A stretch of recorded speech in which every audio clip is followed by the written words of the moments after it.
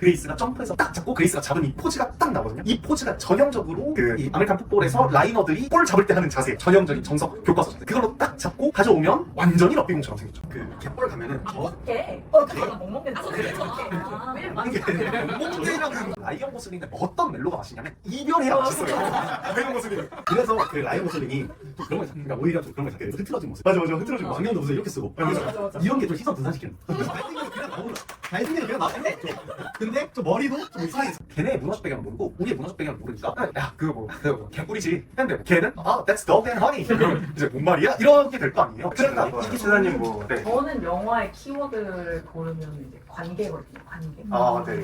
그래서 최고의 한 장면 최고의 한 장면은 아닌데 이제 제가 울음이 터졌던 터진 장면 터진 장면은 이제 그 페트로바 박사.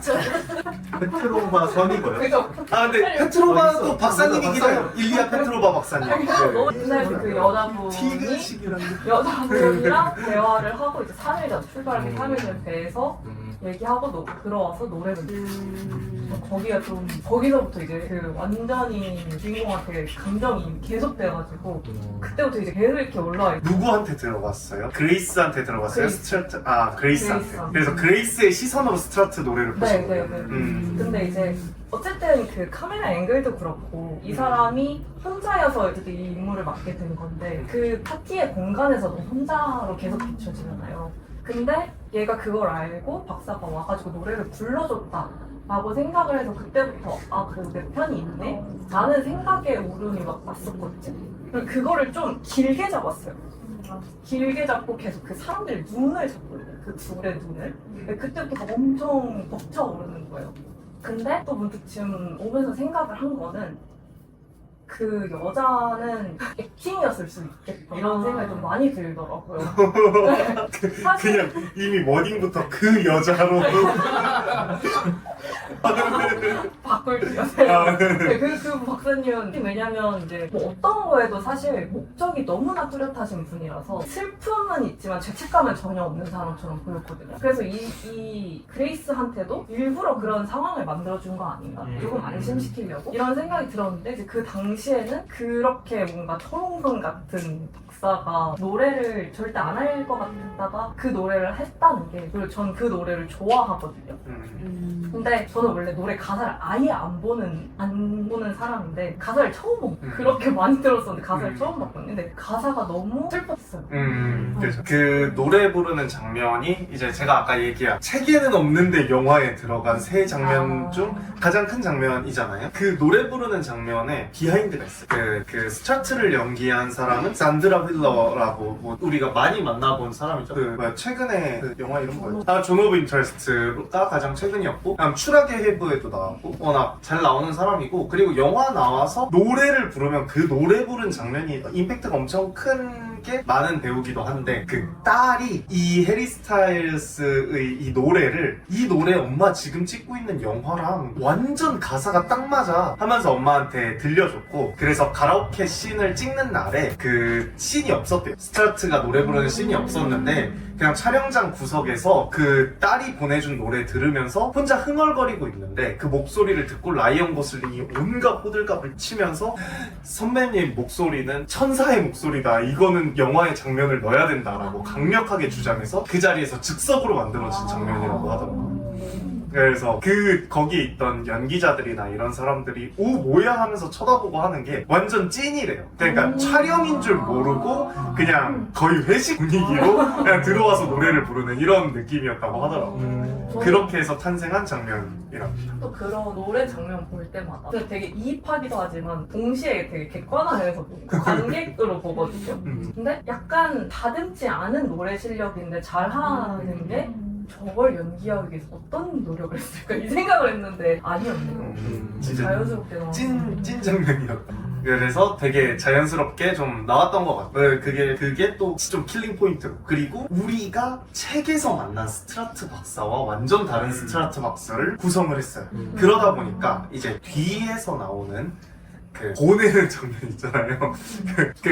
결국에 스트라트 박사에 대해서 우리가 어떠한 이미지를 형성하게 되는 건 그 앞에 있었던 태도들도 태도지만 최종적으로 그레이스와의 관계를 끝맺음하는 그 순간이 우리가 스트라트와 그레이스를 볼 때 그레이스를 훨씬 보니까 그레이스 편이잖아요. 그러니까 스트라트는 그냥 미친 여자, 이 여자 뭐야? 이런 식으로 마무리되게 되는 책에서의 큰 요소인데 이 노래 장면 하나가 영화 속의 스트라트는 좀 뭐야? 약간 이 사람도 힘들겠다. 이 사람은 이런 결정을 하고 싶어서 하는 걸까? 라는 생각을 하게 만드는. 그래서 책 속의 스트라트랑 완전 다른 사람. 그리고 그걸 보여주는 장면이 바로 노래 부르기 전 장면, 대화하는 장면에서. 노래는 좀 하세요? 라고 물어봤는데 산드라 휠러가 저 독일 합창단 출신이에요. 베를린 합창단 출신이에요. 라고 대답을 하잖아요. 영화 속에서의 산드라 휠러, 그 스트라트는 독일 사람. 근데 책 속의 스트라트는 네덜란드 사람이잖아요. 그러니까 국적을 바꿔버리면서 영화에서는 이 사람 다른 사람이야 라고 설정을 해버리고 캐릭터를 떼면서 이 영화가 지금 주고 있는 버디무라는 거의 특성을 그레이스를 중심으로 원래는 로키만 있는 걸 스트라트와의 버디무비도 있고 그리고 그 이전에 칼과의 버디무비도 있고 우주에선 로키와의 버디무비도 있고 하는 다채로운 구성으로 만들었더라고요. 그러니까 그 관계성에 진짜 많이 집중을 할 수 있도록 한 거. 그러면서 단계적으로 감정을 끌어올리게 한 게 영화 잘 만들었다. 이거 책을 그냥 표현하려 했으면 실패했을 텐데 아예 표현하려고 하는 거 방향성을 틀었구나. 잘 만들었다. 이런 생각을 많이 했어요. 그러면 민주님은 최고의 한 장면 있으셨나요? 저는 네. 아무래도 네. 그 로키 구하러 갈 때. 로키 구하러 갈 때. 마지막에 다시 지구 못 돌아가잖아요. 그죠. 근데 로키 구한다고 달려갈 때 네. 그때가 가장 인상 깊었고, 근데 약간 그 영화를 보면서 가장 제가 몰두했던 장면은 그 로키가 자기가 위험할 거 알면서도 그 투명 막 같은 거 깨고 나오잖아요. 그죠, 그렇게 그죠. 이제 로키는 얘를 살린다고 나왔는데, 근데 오히려 지구에서는 이제 지구 인류를 위해서 그냥 얘를 무조건 푸시해서 보내잖아요. 그게 너무 상반되어 보인다는 생각이 들어서 그 가장 좋았던 거는 로키 구하러 갈 때. 근데 가장 뭔가 몰입하고 좀 집중해서 봤던 거는 딱 그 마지막 두 장면이었던 것 같아요.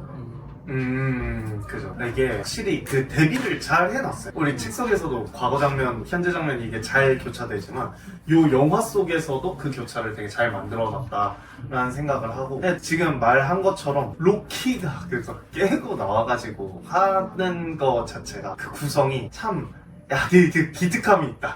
로키에 대한 이상한 기특함이 있다. 로키가 또 집에 돌아가 룰루 내가 줄게 음. 라고 하는 순간 그 그레이스가 울잖아요. 네, 그죠. 그걸 보는 순간 저는 약간 걱정됐던 것도 하나 들었던 거. 로키가 거짓말하고 있지 않나. 약간 인간처럼. 로키는 약간 1차원적으로 거짓말을 하지 않는 성격이더라고요. 맞아요. 근데 인간이라고 하면 저는 숨기잖아요. 그죠, 그레이스도 그냥 뭐 나는 마음 다 정했어라고 하는데 돌아갈 원래줄게라고 하는 순간 눈물이 핑 돌게 하는 것도 맞아요. 본심은 따로 있는 거지. 그래서 그래서 로키도 그런 거 갖고 있어서 일부러 지금 말하는 거 아니에요? 제가 책을 안 봐서 약간 네. 너무 좋은 시선입니다. 약간 저희 인터스텔라랑 비슷한 맞아요. 90%만 솔직히지 않아. 맞아요. 그런 것처럼 로키를 거짓말해서 주지 않을까라는 걸 좀 걱정했는데 그런 건 아닌 것 같아요. 그래서 오히려 그렇게 안 물들었으면 좋겠다. 거짓말 하지 않고 인간화되지 않았으면 인간화되지 않으면 좋겠다. 그렇게 요거 진짜 오늘 제가 너무 하고 싶었던 되게 중요한 영화 속 내용 중 하나인데 거짓말을 하지 않는 로키, 투명하고 솔직한 로키가 모델링과 겹쳐져서 좀 아가처럼 보여요. 로키가 좀 인간인데 뭐 100 몇 년을 살았잖아요. 그럼 성인이고 뭐 우리보다 훨씬 많이 산 거죠. 근데 아이처럼 아가처럼 이렇게 느껴지는 포인트가 있는데 그렇게 만드는 거에 제일 큰 부분이 모델링이고 두 번째 부분이 지금 얘기하신 솔직하고 투명한 부분이에요. 감정도 표현도 모든 걸 솔직한 투명하게 하는 거. 근데 여기에는 제가 생각한 하나의 비밀이 있어요. 뭐냐면 인간과 로키의 언어의 방식의 차이. 이게 언어가 인간은 제가 이야기를 하고 싶은 내용이 10가지다 라고 하면은 10가지만큼 길어져요. 근데 로키 같은 경우는 책을 읽어보면 아시겠지만 로키가 얼마나 많은 긴 말을 해도 음표 5개만 나와. 딱 한 줄에 음표 5개. 그 말인 즉슨 뭐냐면 로키가 이 말을 할 때 그 말을 하는 구조 자체를 시간 순서대로 할 말을 쭉 이어 붙이는 게 아니라 한 자리에 쌓는다는 거예요. 왜냐면 로키는 음파로 표현을 하잖아요. 그러니까 한 자리에 같은 길이의 파동을 주파수를 다르게, 파형을 다르게 해서 쌓아서 합치는 거예요. 여러 가지 말을. 그러니까 로키는 되게 입체적인 방식의 소통을 하도록 설정된 외계 종족이. 그거를 영화 속에서는 어디서 힌트를 받아서 볼 수 있냐면 노트북을 가지고 이 그레이스 박사가 로키랑 소통을 해보려고 노트북에 프로그램을 켜요. 그럼 프로그램을 키면 로키가 말을 했을 때 로키가 한 말이 여러 가지 파동 한 5개 정도로 분할이 되거든요. 이제 그게 프리의 변환이라고 해서 기존에 뭐 어떤 파동이든 그 파동을 여러 가지 작은 기본 파동들의 합으로 이렇게 분리를 하는 원심 분리기 같은 파동의 원심 분리기 같은 그런 거예요. 그래서 각각의 파동마다 단어를 부여를 해요. 그런 식으로 영화 속에선 짧은 장면으로 표현이 되는데 이렇게 전달이 되는 파동이 또 로키가 보는 것이기도 해요. 로키는 소리로 말을 하지만 우리도 소리로 말을 하죠. 근데 우리는 소리를 보진 않잖아요. 빛을 보지. 근데 로키는 또 소리를 봐요. 그러니까 인간으로 치자면 로키는 보여주는 거예요. 그러니까 인간이 말을 할 때 뭔가 항상 손으로 뭔가 형상을 만들어서 보여주는 식으로 의사소통을 한다라고 한다면 인간이 거짓말을 할 수 있을까? 내 감정에 솔직하지 않게 뭔가 우회해서 숨길 수 있을까? 라는 상상을 해보게 되더라고요. 예를 들어 내가 진짜 슬플 때 슬픈 마음이 있는데 내가 말을 하는 방식이 그림을 그리는 거야. 근데 이걸 거짓말로 기쁘게 표현하려고 기쁜 그림을 그려. 그 기쁜 그림을 그려서 보여줬을 때 그 안에 슬픔이 전달이 안 될 수 있어 하는 생각이 드는 거죠. 그러니까 우리가 그렇게 복합적인 의사소통을 하지 않는데 로키는 굉장히 복합적인 의사소통을 하기 때문에 결국에는 분절을 하고 분리를 하고 나면 거짓말 없이 투명하게 전달되는 거 아닐까. 그러니까 우리가 의사소통할 때는 보여주듯이 의사소통을 하는 사람이 되면 좀 로키처럼 따뜻해지는 관계를 계속 맺을 수 있겠다. 그럼 보여주듯이 의사소통하는 건 어떤 거지? 뭐 이런 생각을 혼자 계속 했어요. 그래서 로키의 의사소통이 되게 재밌는 키워드 중에 하나입니다. 인간이랑 언어가 다르다는 거. 그 의사소통 방식을 난 창조하는 게 너무 신기해. 왜냐면 우리가 갖고 있는 게 언어에 대한 스테레오 타입이 있잖아. 근데 이거 완전 그걸 깨는 거니까 어떻게 이런 걸 머리에서 상상했을까? 그것도 너무 신기했어. 그러면 이제 다음으로 넘어가서 건우님은 어떤 게? 저는 일단 네. 최고의 장면은 그 로키랑 그 그레이스 이제 박사님이 이제 그 헤어지는 장면 있잖아요. 마지막에 해가지고 이제 안녕 해가지고 뭐 이렇게 해가지고 저희 인간관계조차도 그레이스 박사님도 다 거기 이제 동료들도 이제 죽음으로 인해가지고 어떤 이별을 한 거고 뭐 지구와 이제 떨어지면서 다 이별을 한 거고 하는데 저렇게 외계에서 만난 이 생명체조차도 이렇게 또 이별을 해야 되는 거예요. 그러니까 모든 게 다 항상 어쨌든 끝이 이별이라는 생각에 그때 약간 좀 눈물이 날 뻔했죠. 예. 그리고 또 그걸 보면서 저도 막 되게 막 마음이 아프고 그랬던 걸 보면서 제가 느꼈던 생각은 이게 그 사실 로키라는 그 형상체가 전혀 약간 좀 이런 애정이 가는 그런 모양새는 아니잖아요. 어떻게 보면 약간 돌덩이고 그 돌 같은 그런 어떤 외계 생명체에도 뭔가 약간 좀 감정적인 교류를 하고 나면은 그렇게 해가지고 이런 애틋함이 생기고 뭔가 약간 좀 그런 거구나. 이게 귀엽고 작고 막 그런 거에만 이렇게 애정이 생기는 게 아닌 감정을 교류할 수 있으면은 돌 같은 그런 애정이 안 생길 것 같은 그런 거에도 애정이 이렇게 생기는 거야. 그 짧은 시간 그 영화 안에서 그런 걸 느끼면서 조금 신기했었던 그런 생각을 좀 했었던 것 같아요. 영화 보면. 그러니까 로키 모델링 얘기를 진짜 너무 많이 해야 돼. 로키는 너무 그 디자인 잘 된 그 캐릭터다라고 얘기를 꼭 하고 싶은데 요거에서 살짝 하나 포인트 짚자면 Everything Everywhere All at Once를 얘기 안 할 수가 없어요. 뭐냐, 거기도 돌이 나오거든요. 돌. 제가 뭐 그 영화 얘기하는데 지금 왕과 사는 남자가 한창 핫하잖아요. 프로젝트 헤일메리는 돌과 사는 남자라고 누가 그러더라고요. 어쨌든 Everything Everywhere All at Once에서도 굉장한 키포인트로 돌이 나오고 시끄럽고 정신없고 휘황찬란하고 막 빵빵빵빵빵빵빵빵빵빵 하다가 갑자기 싹 정적 철석 돌 2명. 그러고 자막으로 2줄 정도 대사가 나오죠. 그 보는 사람들 거기서 다 오열을 해요. 그 장면 하나에서. 근데 그 돌에 대해서 사람들이 이야기를 하면서 다 뭐라 그래. 돌 하나에도 눈을 붙이면 사람 감정이 몰입을 하는. 이 돌을 가지고 감정의 클라이막스를 장식하고 그 점을 찍은 게 진짜 영화적으로 엄청나. 그리고 그 돌에 장난감 눈이 붙어 있었던 거. 이 진짜 대단한 구성이다 라고 했는데 로키는 눈도 뗐어. 그럼에도 불구하고 사람들이 울어. 로키 진짜 잘 만든다. 이야기를 꼭 하고 싶습니다. 제가 로키에 대해서 되게 심도 깊게 본 거는 손가락이. 로키가 갖고 있는 손가락이 굉장히 매력적이에요. 굉장히 사람을 미치게 하죠. 그래서 요 영화에 나오는 책이 없는 두 번째 장면, 덤섬. 책이 없는 두 번째 장면 덤접이 나와요. 책 속에서는 이거 손가락 못 돌린다는 걸 묘사한 적이 없거든요. 그리고 덤접 같은 걸 한 적도 없어요. 네, 덤접이 나오죠. 그게 굉장히 귀엽고 웃긴 포인트로 나오는데 로키에 대해서 애정하기 시작하게 되는 순간으로도 딱 들어가 있어요. 그럼 이제 이드님은 어떠셨나요? 저는 로키랑 처음 만나서 토크다가 조금씩 이렇게 막 몸짓하고 막 이럴 때 그때가 이게 아무런 뭐 언어도 안 되고 이 친구가 어느 정도의 지능을 가지고 있는지 감도 안 되는데 그게 소통이 되네? 그게 또 재밌네? 이게 첫 번째였고 그러다가 이제 나중에 로키가 그 공에 들어가서 되게 쳐들어온 것처럼 들어왔잖아요. 그 정도로 친밀도가 쌓였네? 이렇게 막 들어오네? 그래서 거기가 좀 인상적이었어요. 처음 로키와의 조우. 네. 항상 외계인을 다루는 모든 영화들은 네. 첫 대면을 어떻게 하느냐 이게 그 영화를 사실상 결정짓는 거잖아요. 영화 외계인을 만나는 영화 하면 제일 대표적으로 아는 우리 월이 월리래 E.T. 죄송해요. 월리에는 외계인이 나오지도 않지. E.T.에서 해주세요. 죄송해요. 나 생각에 잠겨가지고. 이게 사실 어떻게 보면은 스티븐 스필버그라는 이 영화 역사의 굉장한 연출적 거장이 설정해놓은 거예요. 외계인과는 이런 식으로 만나, 외계인과는 이런 식으로 조우하고 교감해 라고 설정을 해놓은 거예요. 근데 그게 되게 자연스럽고 당연한 상상인 게 지금 이든님이 말씀하신 것처럼 지능이 있을지 없을지, 뭐 어떤 존재일지, 나한테 적대적일지, 뭐 어떻게 행동할지 아무것도 예측이 안 되는 상황에서 첫 번째 교감을 어떻게 할 것인가 거든요. 그 첫 번째 교감을 어떻게 할 것인가의 순간에 그레이스가 선택한 그 교감의 방식이 너무 웃겼어요. 그러니까 그냥 이렇게 한 순간 로키가 따라한 걸 보고 쟤가 나랑 미러링이 되는구나. 우리가 관계에 있어서 항상 되게 중요한 부분이잖아요. 미러링이라는 게 친근감과 교감의 표시로 미러링이 되는구나 를 확인한 다음에 그 다음 바로 동작이 뭐 간단하게 뭐 이런 게 아니야. 갑자기 춤을 춰. 굉장히 어려운 동작을. 신체 구조가 다르잖아. 제가 그걸 어떻게 따라하겠어. 근데 쟤는 못 따라하죠 당연히. 근데 굉장히 엉성하게 그 동작을 흉내를 내려고 노력을 해. 그때부터 교감이 점점 시작되기 시작하는 그 조우의 방식 되게 매력적으로 설정돼 있어요. 근데 그 조우의 방식을 매력적으로 만드는 건 다시 한번 그 로키의 디자인. 로키의 디자인이 귀엽다라는 생각이 들게 만든다.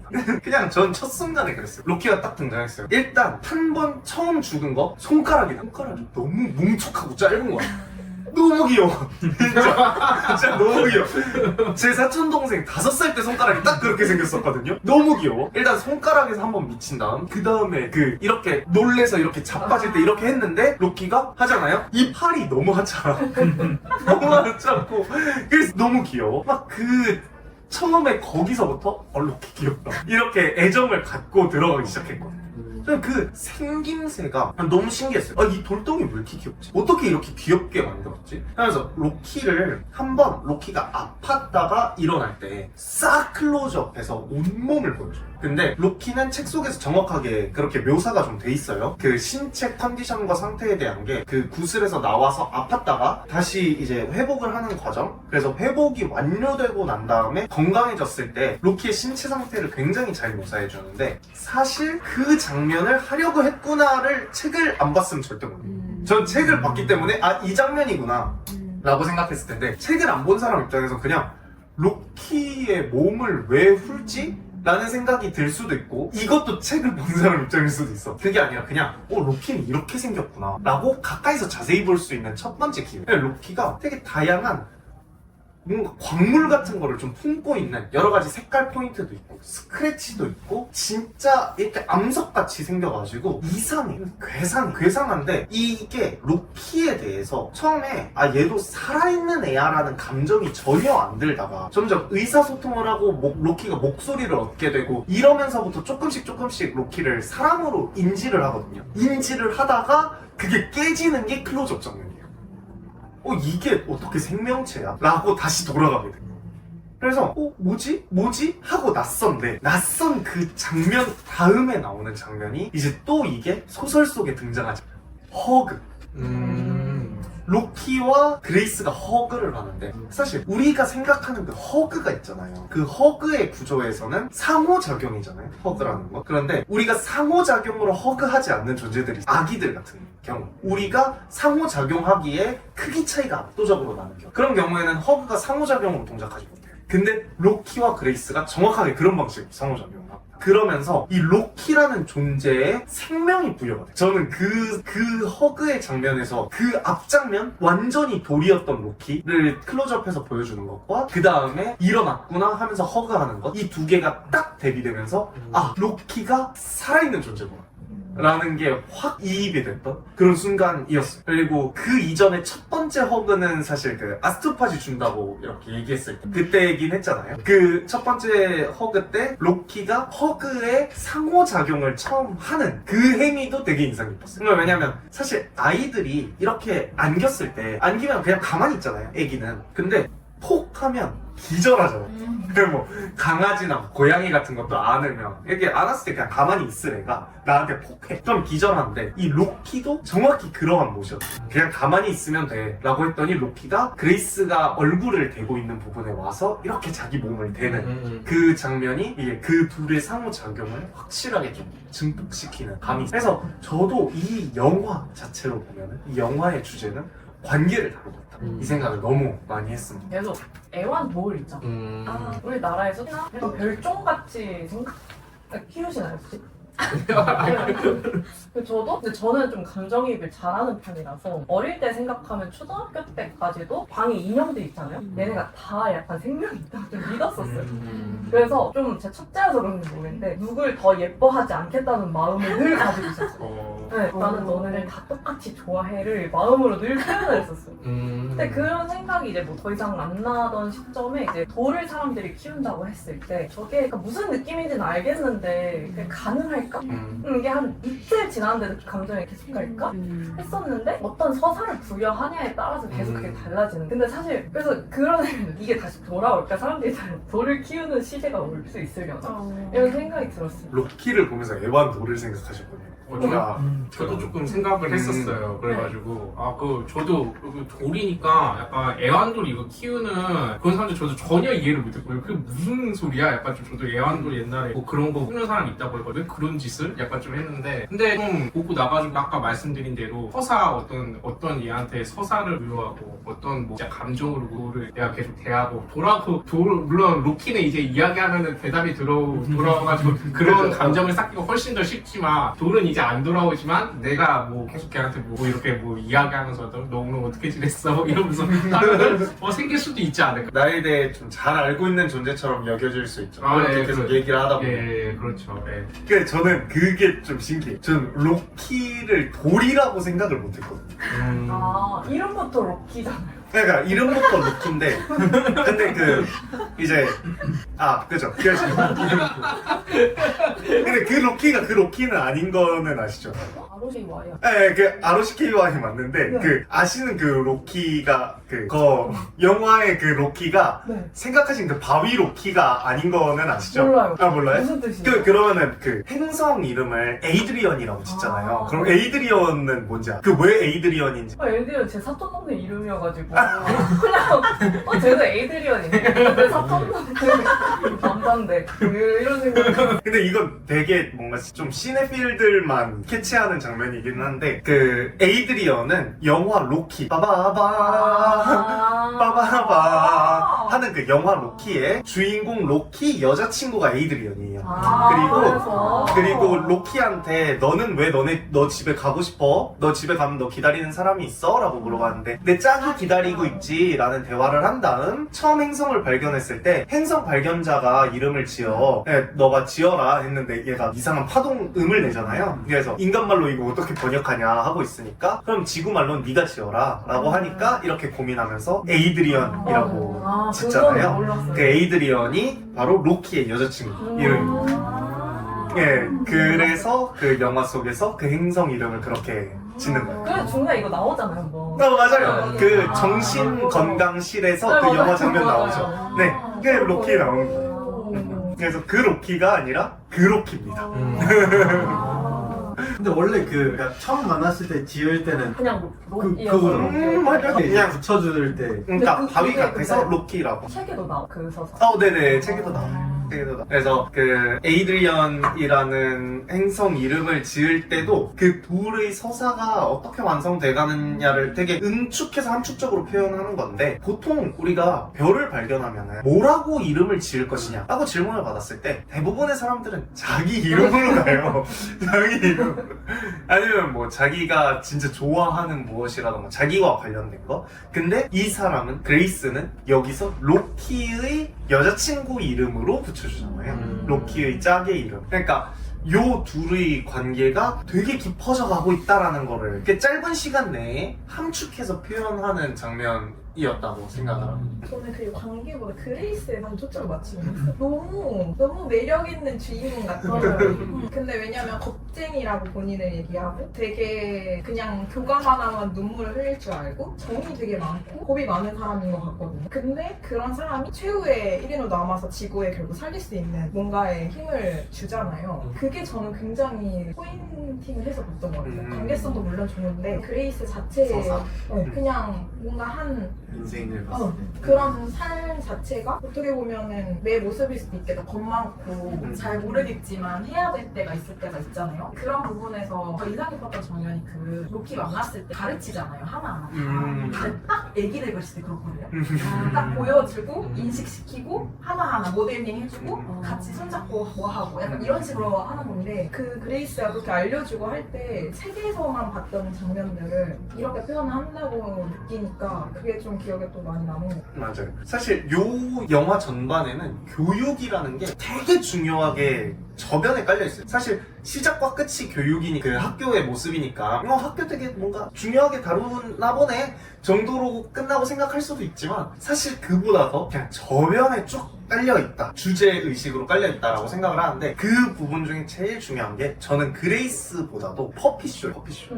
로키의 인형극. 로키의 인형극. 그레이스도 뭐 로키한테 뭔가를 설명하고 가르치기 위해 되게 다정한 방법을 쓰지만, 로키도 그레이스에게 뭔가를 설명을 하기 위해 계속해서 인형들, 모형들을 만들어서 그거를 가지고 보여주고 이렇게 설명을 하거든요. 그러니까 이 둘이 소통을 하는 방식이 결국에는 서로가 서로를 교육하는 과정이에요. 근데 어떻게 보면은 반대로 그 교육하는 과정이 소통이라고 생각을 하기도 해. 그러니까 이제 양쪽을 동일시할 수 있는 구조로 만들어지는 거죠. 그러니까 로키도 능력이 있고 되게 컸고 우주까지 나온 엔지니어고 막 휘황찬란하게 막 만들잖아요. 그 신이잖아요. 최고의 메카닉 신이거든. 그런데 그레이스도 대단하잖아요. 일어나자마자 걷지도 못하는데 저거 원자 보내는 거 현미경인데 막 이러고 있고 하면서 막 거기서 뭐 추론해서 그 문제 해결하고 하는 게 엄청나게 똑똑한 사람이고 하잖아요. 그러기 때문에 그 장면이 소통으로 보여요. 그렇기 때문에 소통하려는 시도로 보여요. 근데 우리가 그게 아니라 그냥 그레이스가 아기라고 칩시다. 한 7살, 8살이고 로키가 처음에 그 7살, 8살짜리 지구인을 만난 한 똑똑한 엔지니어 우주인이라고 하면은 그건 수업이거든요.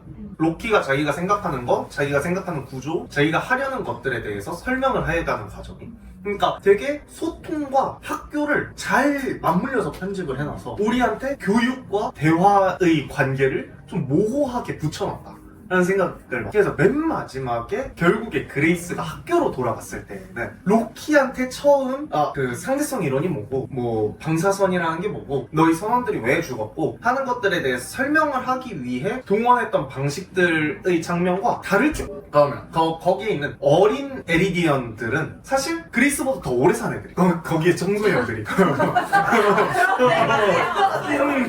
거의 청소년들이 그레이스보다 더 오래 살았어.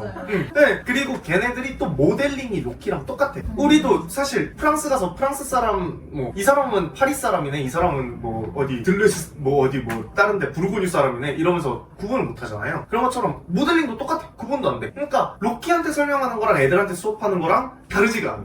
그런 식의 구조가 잘 짜여져 있습니다. 재밌었어요. 사실 저는 그래서 걔네들이 아이들이라는 걸 몰랐어요. 음. 저는 로키한테 의사소통을 가르쳤듯이 거기 사는 사람들, 특히 이제 책에서 봤는지 영화에서 봤는지는 모르겠지만 존재하지 않는 뭐 상대성 이론이라든지 그런 게 걔네들한테는 없다 그랬어서 맞아. 그런 과학자들을 지금 양성하나 보다 좀 이렇게 생각을 했어요. 아이들이라 생각을 못했고. 그럴 수 있어요. 맞아요. 저는 책을 봐서 그냥 생각한 거예요. 그럴 수 있을 것 맞아. 같아요. 그런 정보가 안 나왔으니까. 근데 이제 그냥 교실 같으니까 애들이겠지라고 생각하시는 분들도 있을 거고. 근데 얘기 듣고 보니까 사이즈가 좀 작긴 했던 것 같아요. 진짜로. 그 한국말에서 여러 많이들이 있었잖아요. 맞아요. 여러 마리들이 있었죠. 그래서 저는 그리고 책을 원래 읽다가 중간에 영화 보는 걸 안 좋아하는데 그러면 제가 책을 절대 다시 안 읽어요. 근데 얘는 너무 읽고 싶었던 게 이제 상황을 보여주기에도 긴 영화다 보니까 이 사람의 심리, 매 순간의 심리가 너무 궁금해요. 책에서는 되게 사소한 것까지 다 나와 있잖아요. 근데 저는 좀 기억에 두 번째로 계속 남은 장면이 아마 그 주사 주입하고 강제로 주입하고 나서 그걸 딱 깨닫는 순간에 우주선 안에서 얘가 이렇게 살짝 이렇게 늘어지거든요. 그 동그란 통로 안에서 늘어지는데 그 감정이 내가 그렇게 해서 왔구나에 대한 절망인지 아니면 나 해서 여기까지 최고에 남았잖아요. 근데 만약에 내가 용기를 못 내서 진짜 안 왔어. 그럼 내가 진짜 큰 사람이 될 수 있는 길을 스스로 제거한 거잖아요. 나 이렇게 대단한 사람이었는데 왜 지금까지 안 살았지?에 대한 절망인 건지가 약간 저는 궁금한 거예요. 근데 저는 후자라고 생각을 했었거든요. 그래서 이 순간이 만약에 책에 묘사되어 있다면 이때 얘 진짜 감정을 뭐였을까? 이 생각이 좀 계속 들어요. 근데 왜 좀 절망이라고 생각이 드셨던 거예요? 그 장면에서. 왜냐면 스스로를 계속 아웃사이더임을 자초했던 삶이었던 것 같아요. 그러니까 뭐 한번 뭐 학회에서 말 잘못해서 잘린 뒤로 이 사람 뭐 여자친구랑도 헤어지고 그 뒤로 그러니까 사람이 너무 좋은 사람 같은데 일부러 그런 것들이 좀 단절하고 살지 않았나? 가족들과의 교류도 뭐 상황은 모르겠지만 이 사람이 자초해서 그냥 숨어 살았던 것 같고 그리고 충분히 더 좋은 직업을 가질 수 있었는데 자전거 타는 것도 저는 좀 충격이었거든요. 이 사람 능력이면 뭐 과일을 몇 탕 더 뛰어서라 차를 탈 수도 있고 그 넓은 미국에서 자전거를 타는 게 나 이 정도니까를 스스로 딱 선을 그어놓고 살았던 사람인 것 같은데 내가 타의에 의해서 상황이 주어지니까 결국 난 최후의 1인이 됐을 수 있었던 사람이었나? 모든 사람들은 용감하게 될 수 있는 그런 기회가 있다고 지구를 돌아가는 과정에서 갑자기 항로를 틀잖아요. 로키를 구하기. 로키 만난 다음에 너는 진짜 용감한 사람이야. 그게 어떻게 보면 다 엄청 큰 목표를 가지고 하지 않아도 되는 거거든요. 그냥 나는 내 친구 구하기 위해서 나는 그 조그마한 이유 하나만 가지고 행동해도 충분히 용감한 사람이 될 수 있는 우리는 난 지구를 지켜야 되기 위해서 이거를 엄청 큰 스텝을 밟아야 돼 이렇게 떠밀어 주니까 사람들이 약간 용기를 못 얻게 되는 거가 있는 것 같아요. 약간 그런 상황에 만약에 놓였으면은 그냥 단순하게 나는 그냥 내 옆에 내 아이들을 지키기 위해서 나아간다 라고 생각했으면은 그 그레이스는 약간 좀 용기를 얻어가지고 할 수 있지 않았을까. 나중에는 저도 만약에 누가 약간 망설이고 있다고 하면 용기를 좀 부여해주는 좀 역할을 좀 해보고 싶다. 그냥 크게 생각하지 말고 그냥 한번 해보자. 나중에 크게 될 수 있을 거야. 이렇게 되고 싶어요. 맞아요. 그레이스란 사람한테 스타라트 같은 사람이 필요했을 수도 있겠다 맞아요. 라는 생각이 좀 들었어서 저는 근데 약간 보면서 진짜 얘가 마지막에 누구를 구하는 게 맞았을까라는 생각이 들더라고요. 오히려 얘 떠밀려서 하고 마지막에 이제 로키가 너가 다시 지구로 돌아갈 수 있는 준비가 다 됐어 이러잖아요. 근데 나 생각해볼게 이렇게 말하잖아요. 본인의 의지로 온 게 아니고 그냥 뭐 등 떠밀려서 지구를 구하긴 했는데 정말 사실은 아까 마음 저면에 뭐 하고 싶은 게 맞을까? 아니 그냥 등 떠밀려서 왔을 때 오히려 약간 인류에 대한 배신감이 들진 않았을까? 라는 생각도 들기는 하더라고요. 그레이스가 아니더라도 생각보다 많은 영웅들이 본인이 진짜 영웅이 되려고 한 게 아니라 그냥 등 떠밀려가지고 영웅이 된 경우도 많았겠다 생각도 들어가지고 맞아요. 그런 부분도 있어요. 맞아요. 사실 요 내용은 제가 책 리뷰에 프로타고니스트라고 따로 챕터를 해가지고 굉장히 길게 그레이스라는 인물이 주인공으로 설정된 것에 대해서 막 이렇게 제가 혼자 생각을 하면서 적었었던 게 있는데 사실 요 그레이스라는 인물이 이 전형적인 영웅 서사의 주인공으로 알맞은 사람인가에 대한 물음표는 생길 수밖에 없어요. 왜냐면 이 사람이 되게 겁 많고 뭐 우유부단하고 뭐 안정적인 건 좋아하고 도전적인 거 싫어하고 그러니까 학교에서도 떠나서 그냥 학생들 가르치고 있고 막 이런 식으로 좀 묘사가 돼서 나오다 보니까 이 그레이스라는 사람을 영웅이라고 할 수 있을까? 히어로로 할 수 있을까? 근데 요 플롯 자체는 전형적인 히어로물이란 말이에요. 그런데 결국에 나중에는 이 그레이스가 점점 히어로가 되어가요. 히어로가 되어가는데 그 히어로가 되어가는 과정이 되게 중요하게 작용하는 게 또 로키이기도 하고. 그러니까 로키와 그레이스가 합쳐져 있어야 히어로가 완성이 되는 그런 구조로 이 관계성이 도드라지기도 하고. 그런데 지금 이야기를 했던 요 그레이스의 심리 상태에 대해서 조금 더 짚어서 생각을 해보면 그냥 이제 저만의 생각이에요. 그러면 죽음을 얘기를 해야 될 것 같아요. 왜 죽음을 얘기해야 되냐면 이 우주로 가는 요 여정 자체가 아까 말씀드렸다시피 편도예요. 그 영화 속에서의 가장 잔혹한 설정이에요. 편도라는 것. 근데 이 편도가 왜 잔혹하냐면 부조리하게 뭐 이 과정 자체가 끝이 정해져 있고 그것까지 내가 심지어 선택하지도 않았는데 실력. 근데 이제 요거에 대해 저를 익숙히 아시는 분들은 감이 오셨겠죠. 제가 부조리라는 단어를 사용해서 삶과 동일해요. 삶도 편도의 여정. 결국에는 죽음이라는 정해진 결말을 향해서 모두가 달려가고 있고 돌아갈 수 있는 방법이 없어. 벤저민 버튼이 아니기 때문에. 그리고 그 누구도 이 삶에 탑승하려는 선택을 한 적이 없어. 그렇기 때문에 이 부조리한 이거든. 그러면 그레이스라는 사람을 어떻게 볼까? 이 헤일메리 호의 여정을 편도의 여정이라고 가정할 때, 생이라고 가정할 때 그레이스를 어떻게 볼까라고 하면은 만약에 태어날 기회를 주었다면, 선택할 수 있는 기회를 주었다면 태어나지 않는 것을 선택했을 사람이라고 보면 돼. 그런데 태어났잖아. 그럼 그 사람이 그때부터 해가는 일들이 무엇이냐? 나는 태어날 생각 없었는데 왜 태어났지? 라고 생각하면서 부정하고 다 때려 부수고 싶어하고 고뇌하고가 아니야. 그냥 살아요. 왜? 모르니까. 기억을 못하거든. 그러니까 신생아들이랑 똑같아. 자기가 가지고 있는 능력과 잠재력이 있어. 근데 그것들을 떠올리고 다시 내가 탑재하기 이전까지는 그냥 아무것도 모르는 상태. 그러고서 점점 탑재해가고 뭔가 그 외부의 조력자를 만나가지고 점점 성장해가고 이러면서 이렇게 컸을 때 그 자기가 충분히 클 만큼 커서, 그러니까 이 미션을 충분히 진행할 만큼 진행하고 노력할 만큼 노력한 시점에 갑작스럽게 다시 돌아와서 요 여정 자체의 부조리를 마주했다면, 그러니까 우리 삶으로 비유하자면 그냥 잘 열심히 살고 있었어. 부모님 밑에서 열심히 크고 뭐 많이 교육도 받고 학습도 하고 그러고서 학교도 다니고 뭐 공부도 하고 그래서 열심히 하라는 것들 시키는 것들 하면서 살고 있다가 갑자기 문득 이 삶이란 게 어차피 죽는데 되게 허무하고 부조리한 거 아니야? 라는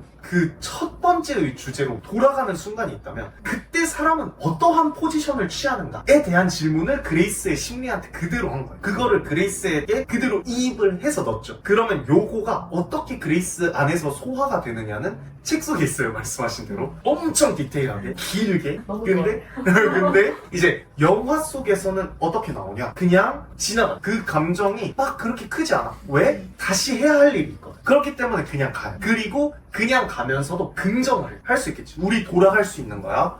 그리고 우리 돌아갈 수 있고 뭐 우리 살 수 있는 거야. 같은 것들을 기뻐하고 우리 해냈어. 우리가 성취해낸 것들에 즐거워하고 기뻐하고 그 작은 순간들에 행복해하고 긍정적인 생각들을 해. 근데 죽음에 대해서 다시 얘기하자면 이 그레이스에 대해서 물음표를 찍어야 되는 건 뭐냐면 얘가 살아서 지구에 돌아가는 일에 대한 가치. 그레이스가 그렇게 해서 지구를 살려. 구원해. 돌아갔을 때 지구가 살아있을까? 이게 일단 첫 번째 문제. 첫 번째 질문. 지구는 이미 4분의 1 정도의 인구가 죽는 그 식량난에 있을 거라고 예측을 했어요. 그럼 4분의 1 정도의 인구가 죽는 정도의 식량난이라고 하면은 우리는 지금 그 우리 인구의 뭐 130% 정도를 먹일 수 있는 식량을 비축하면서 살거든요. 근데 여기서 75%로 내려가면 지금도 식량 때문에 전쟁하고 자원 때문에 전쟁하는데 그땐 더 심하겠죠. 그러면 과연 이 지구가 남아있을까? 핵무기도 있는 이 지구가 핵 안 쏘고 버틸까? 그 배고픈데? 하는 이런 식으로 생각을 하다 보면 물음표. 지구에 왜 돌아가고 싶어 하지?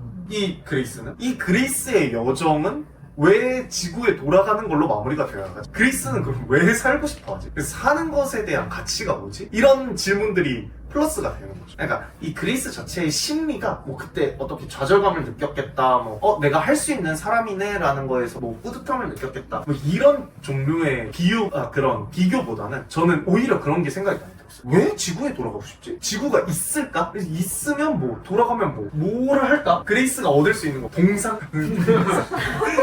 그레이스 동상 뭐 이런 거? 그레이스 상 뭐 이런 그레이스 상 뭐 이런 거 만들어지고 약간 위인 대접받는 뭐 이런 거? 네, 그러면 이 그레이스라는 사람이 지금 지구에 돌아가봐야 어차피 아는 사람도 없을 텐데, 아는 사람들, 그리스 주변 사람들 다 죽었을 텐데, 왜냐면 상대성 이론 때문에 지금 30년 넘게가 지난 상태고 이미 내가 알던 내 친구들이랑 30살 이상의 나이 격차가 나. 그러면 이 그레이스의 지구의 삶이 사실 별 의미가 없는 무엇일 수 있는데 왜 그렇게 지구에 가고 싶어 할까? 나는 그 의문점이 들 쯤 깨주는 게 그레이스가 결국 로키와 함께 하는 선택. 그래서 이제 자연스럽게 넘어가서 그레이스가 로키를 구하는 과정에 대해서 이야기를 해보자면, 이게 되게 전형적인 백마탄 왕자님 서사거든요.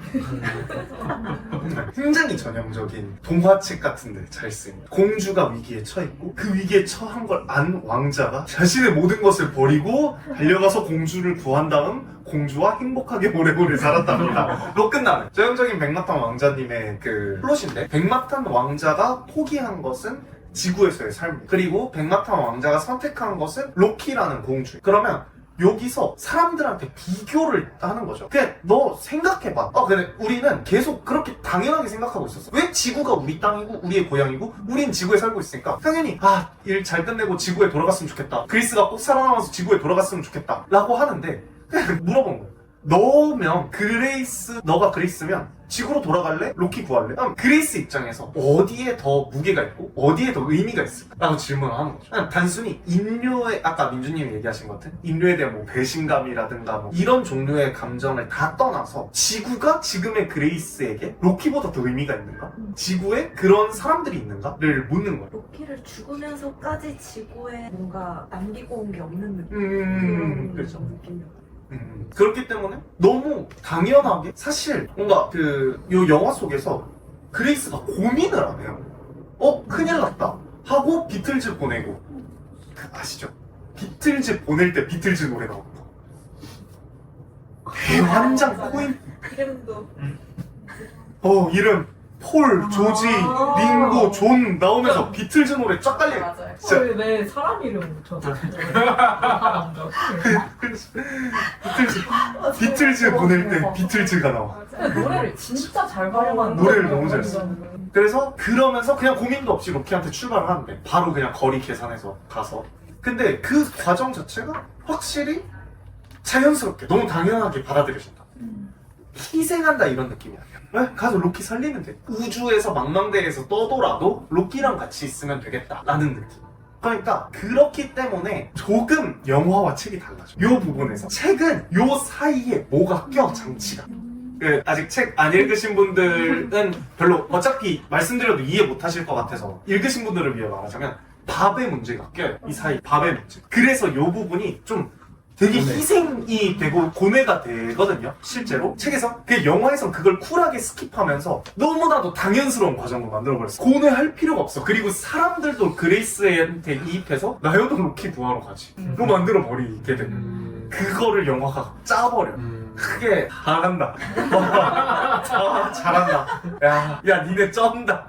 이렇게 되는 포인트였습니다. 저 영화를 보면서 이해가 안 됐던 게 처음에 바로 로키를 구하러 가는 게 아니라, 처음에는 로키가 자기 연료좀 주고 대신 자기가 6년 정도 그냥 더 버티는 선택을 하잖아요. 맞아요. 근데 그때 그냥 로키랑 같이 가면 안 돼? 아니요, 그냥 로키가 살던 대로 그러니까 가서 그 다음에 연료를 보충하고 출발. 약간 본인의 시간은 더 걸리겠지만 로키가 혼자 6년 동안 있을 필요는 없잖아요. 근데 그때 그 장치가 방금 말씀하신 밥이나 이런 게 다 걸려 있어서 그런 거예요. 맞아요.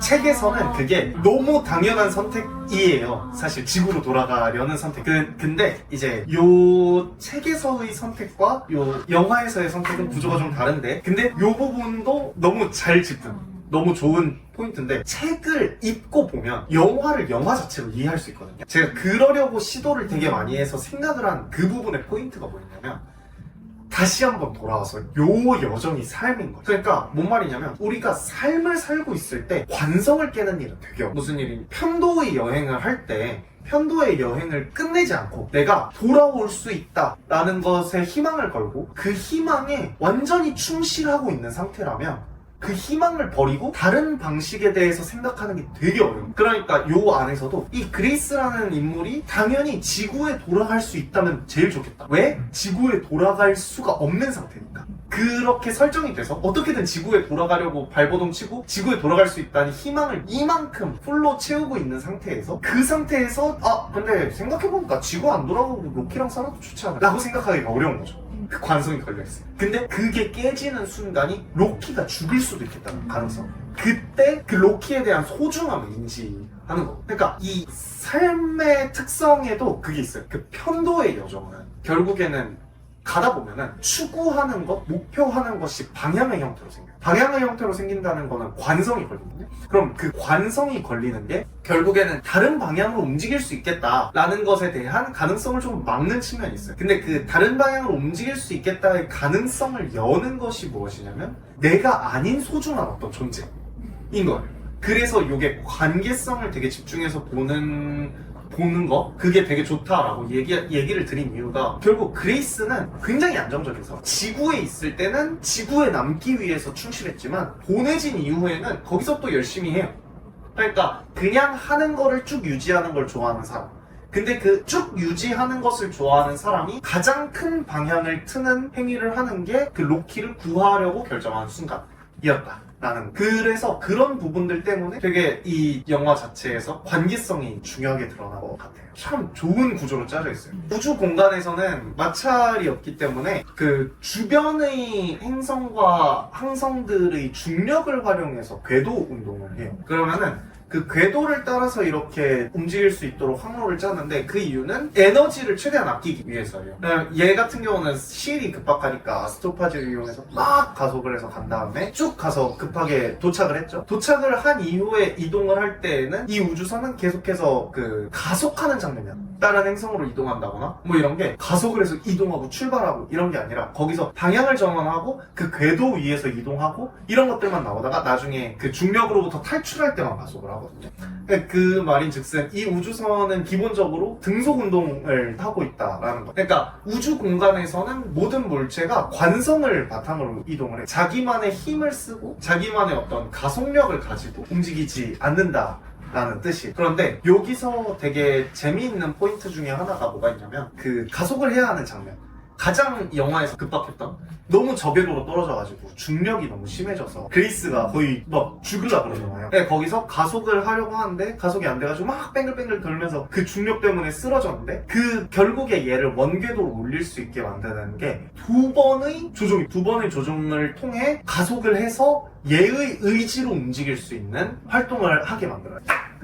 그레이스가 하고 두 번째 걸 로키가 유리를 깨고 나와서 해요. 그러니까 요 영화 속에서는 가속 운동이라는 행위가 단 한 번 나와. 단 한 번. 그런데 그 가속 운동의 순간을 가능하게 한 방향을 잡고 그들이 원하는 대로 움직일 수 있게 가능하게 한 것이 그 둘의 콤비네이션으로 가능하게 했다는 게 또 되게 인상 깊게 이걸 버디에 집중하게 만드는 포인트이기도 했어요. 그래서 그 관성과 가속 요 포인트도 두 개가 되게 비교되면서 영화에서 대비되면서 잘 나와요. 그렇기 때문에 이 그레이스의 의지 이런 부분도 관성 이렇게 생각을 하게 되더라고요. 그걸 보면서 느낀 게 이거 그냥 영화로 봤을 때 무슨 생각일까? 뭐 대충 대사로 나오죠. 뭐 중력 때문에 이끌려가고 있다. 근데 그런 게 뭔가 이해가 되나? 그냥 긴박한 상황.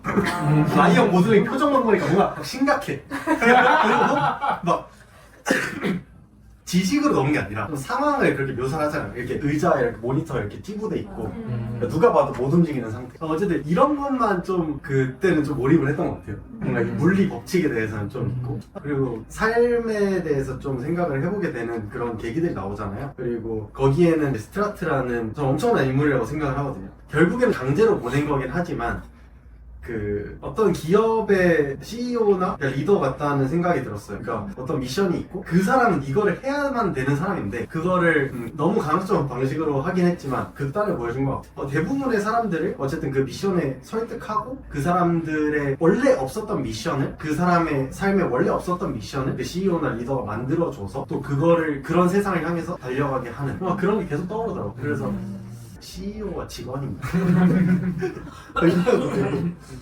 내가 나중에 저런 CEO가 돼야 되는데. 근데 저는 결국에 일을 직접 하면 안 된다고 또 생각을 하거든요. 왜냐면 그 사람이 클 수 있는 가능성에 대해서 그러니까 작은 팀에 있을 때 리더가 하기 쉬운 실수가 그러니까 리더가 다 개입을 할 수 있는 상태 오히려 리더가 제일 똑똑하고 4명이 살짝 리더의 손과 발이 되는 상태가 이 팀이 어떻게 보면 가장 못 클 수 있는 상태고 리더보다 이 사람들이 똑똑한 환경에서 똑똑한 사람을 고용할 수 있고 이 똑똑한 사람이 이 리더한테 오히려 뭐라 하지만 큰 방향성 자체는 이 사람이 가져가는 그러니까 이 사람은 죽으면 안 되는 거죠.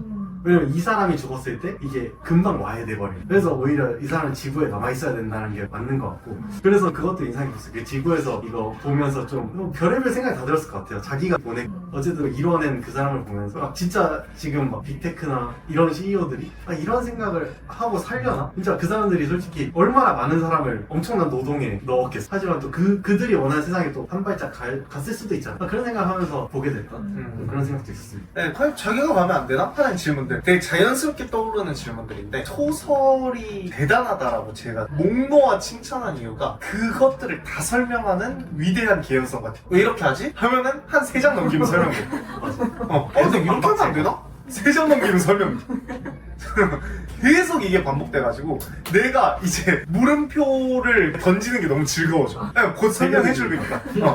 곧 설명해주니까. 그게 이 소설이 주는 쾌. 근데 영화는 그러한 쾌는 조금 덜어져 있죠. 대신에 그 쾌가 덜어져 있기 때문에 조금 모순적으로도 보이는 이 스트라트라는 인물이 잘 조명되는 것 같아요. 그래서 그 소설에는 없지만 영화에 있는 장면 중 사실 그 노래 부르는 장면 다음으로 가장 중요한 마지막 장면이 이제 맨 끝 스트라트가 그걸 받고 영상을 보는 거거든요. 소설에서는 지구가 어떻게 되는지 뭐 어쩐지 몰라요. 아예 몰라요. 지구에 대한 정보는 안 나와요. 지구가 있는 곳의 태양에 대한 정보만 나오지. 그래서 지구에 대한 정보는 아예 안 나오는데 이 스트라트라는 인물이 그거를 보고 그 웃는 마지막 그 표정 이게 찢었다. 저도 찢었. 그래서 저는 요거 이어서 그 얘기를 하고 싶어요. 캐스팅. 왜냐면 저는 캐스팅 너무 마음에 들었던 게 샌드ler도 샌드ler인데 그 라이언 고슬링. 라이언 고슬링이 우리 아는 라이언 고슬링 멜로 전문 배우잖아요. 그리고 그 눈에 한이 서렸잖아. 그리고 라이언 고슬링은 어떤 멜로가 맛있냐면 이별해야 맛있어요. 라이언 고슬링은. 맞아요. 라이언 고슬링은 그리고 약간 얼굴이 미남은 아니야. 뭔가 어불상 미남은 아니야. 억울하게 그리고 슬퍼 보이게. 살짝 그 얼굴이 좀 클로즈업 되면 이렇게 나 멋있다. 맞아. 애매해. 멋은 있죠 당연히. 멋은 할리우드 스타인데 애매해요. 그래서 눈이 너무 신동엽. 그러니까 그래서 그 라이언 고슬링이 좀 그런 걸 그러니까 오히려 좀 그런 걸 그 흐트러진 모습 맞아 흐트러진 뭐 거. 안경도 무슨 이렇게 쓰고 그래서 맞아. 이런 게 좀 시선 분산시키는 거야. 잘생기면 그냥 나오는 거야. 잘생기면 그냥 나와 이런 거 맞죠. 근데 좀 머리도 좀 뭐 이상하게 됐어. 머리 이상하게 돼 있고 뭐 티도 뭐 원소기호 그런 거 있잖아요. 티도. 근데 어쨌든 그런 좀 흐트러진 모습이 잘 어울리는 배우고 어쨌든 갑자기 그 생각이 드네요. 원래는 이 자리가 맷 데이먼 자리였다고 해요. 이 앤디 위어라는 소설가의 전작인 마션의 주인공으로 맷 데이먼이 나왔고 그걸 연속성으로 이어가려고 이 자리가 원래 맷 데이먼이었는데 맷 데이먼이 어떠한 이유로 고사를 했고 그런데 라이언 고슬링이 이 소설을 읽고 영화화된다라는 소식을 들은 다음 이걸 영화화를 진행하고 있는 아마존 그 MGM 컴퍼니 스튜디오에 직접 찾아가서 이거 영화화되는 거에 내가 투자하고 싶다.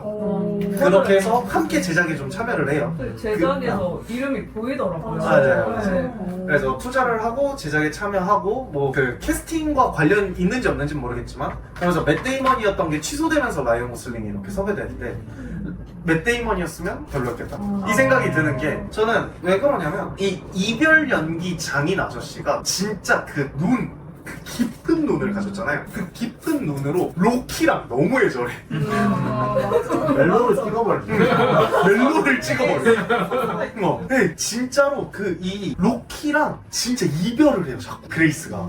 그러니까 너무 이게 감정적으로 더 몰입이 되는 거예요. 그래서 이 영화의 캐릭터성을 제대로 살렸다. 이 버디무비라는 이 캐릭터성을 제대로 살렸다. 이 생각을 계속했어요. 저도 그냥 그 생각 계속 들었어요. 그러니까 우정은 없다. 우정은 없는 거고 사랑만 있다. 그러니까 우정이 사실 일부러 만들어낸 것 같아요. 영어로 치면은 막 프렌드십이잖아요. 근데 결국에는 또 이 사랑의 한 부분 정도? 그냥 결국엔 사랑이고 이제 마지막에 그런 결정을 할 수 있었던 것도 그게 우정이란 말을 담을 수가 없다. 좀 그런 생각 이런 건 아니지만 사이즈가 크니까. 관객이 있었으면 얼마나 재밌어요. 이거 말고 촬영팀이 있어요. 그냥 촬영실에는 뭐든 뭐 좋습니다. 네, 그래서 저는 라이언 고슬링이 온 게 좀 그런 게 되게 컸다. 그리고 이 그레이스가 사실 그레이스가 멋있으면 안 되는 캐릭터라고 생각을 했거든요, 저는. 네, 그레이스는 엉성하면 엉성할수록 좋겠다라는 생각을 했는데 제 생각보다는 영화 속에서 너무 멋있어요. 그건 있어요. 네, 영화 속에서 너무 멋있었다. 네, 그래서 이건 완전 그 히어로물 좀 이런 느낌은 있었어요. 아니 솔직히 제가 좀 깬 게 많아요. 저는 라이언 고슬링은 원래 집중 못해요. 원래 집중을 못하는 스타일이고 라이언 고슬링이라는 그 해리케인 닮아서 해리케인 원래 안 좋아. 그러니까 원래 그런데 근데 이번에는 어쨌든 잘 몰입을 했는데 근데 또 몰입 깨지는 게 있어. 무슨 과학자가 몸이 왜 이렇게 좋아? 아니 몸이 무슨 팔이 이만하다니까요. 근데 책 안 읽었어요? 아니 그러니까 나 왜 이렇게 몸이 좋지? 뭐 이러긴 하잖아요. 그리고 뭐 그 책의 내용도 있지. 근데 실제로 보니까 너무 좋은 거야. 실물로 보니까 더 좋아. 생각했던 수치보다 더 좋다. 그 정도면은 진짜 한 주 6회 운동 계속 해야 돼. 그러니까 우주에서 사실 어쨌든 그 공부만 한 그 분자 생물학 박사가 가질 수 있는 몸은 심지어 뭐 나이도 많은데 또 방해하네. 저 팔뚝 막 사다리 올라가는데 팔뚝 막 뭐 그런 것도 있었고 그 여자 배우는 제가 잘 모르니까 근데 오히려 그분이 되게 많이 떠오르는 그분의 눈이 뭔가 차가우면서도 뭔가 애매한 맞아요. 저도 막 고민하게 만드는 그런 느낌이 맞아요. 있어서 그 캐스팅이 좀 좋아. 산드라 힐러가 뭐가 있냐면 추락의 해부 영화. 그 추락의 해부 영화는 그냥 이제 기본적으로 말하면 법정 영화예요. 뭔가 특별한 게 없고 그냥 재판이 쭉 진행되는 영화인데 그 법정 영화에서 어떠한 살인 사건이 있어서 그 살인 사건으로 죽은 남자가 있어요. 그 남자의 와이프예요, 산드라 힐러가. 이 산드라 힐러가 남자의 와이프면서 동시에 살해 용의자. 그러면 여기 안에서 두 가지 감정 중 무엇을 느끼고 있을까가 관객들이 맞춰야 돼요. 지금 범인이 걸릴까봐 무서워서 차갑게 뭔가 대응하면서 이 재판을 끌어가고 있는 중인지 아니면 슬프고 억울해하면서 남편을 그리워하는 중인지 둘 중에 무엇이 이 사람의 심리 상태인가를 찾아야 돼. 근데 지금 얘기한 것처럼 차가우면서도 슬픈 거를 동시에 갖고 있다 했잖아요. 실제로 그 추락의 해부에서도 스토리 때문이 아니라 산드라 힐러 때문에 헷갈려요. 스토리를 보면서는 뭐 산드라 힐러가 범인이겠네 라고 하다가 산드라 힐러 얼굴이 너무 슬퍼 보이는 거야. 그러다가 뭐 스토리가 흘러가면서 근데 아니네, 와 이거 미쳤다, 산드라 힐러 억울하겠네 하면은 갑자기 너무 미친 사이코패스 살인마 같이 생겨진 거야. 그런 게 대부분이요. 그게 막 너무 이 배우를 잘 살려서 그때 아카데미에서 상을 받거든요. 영화에서도 잘 살렸어요. 그래서 이 스트라트라는 캐릭터가 책과 다른 인물인 게 너무 좋아요. 저는 책은 진짜 왠지 모르겠는데 독일 사람들이 다 그런 거 같은 느낌이 들거든요. 독일인으로 설정했을 때도 그게 되게 강하게 맞아요. 독일 애들이 좀 그냥 무뚝뚝한 얘기 있잖아요. 무뚝뚝한데 은근히 챙겨주는 츤데레 느낌이 독일 애들한테 있기 때문에. 그래서 책은 네덜란드잖아요. 네덜란드는 아시잖아요. 차 뒤차는 거. 네덜란드. 그 네덜란드 애들의 느낌을 잘 살리다가 갑자기 그 독일인의 느낌 확실히. 실제로 그 산드라 힐러는 어느 나라 사람? 독일 사람. 네.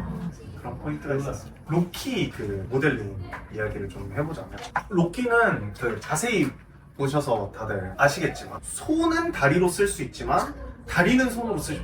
네, 이거 되게 독특한 설정이에요. 그리고 그 관절이 우리랑 구조가 좀 달라요. 그래서 펴지 못합니다. 펴지 못하나 돌릴 수 있어요. 그러니까 돌린다는 게 여기서 이렇게 돼 있으면 여기서 요건 안 돼. 요건 안 되는데 요건 돼.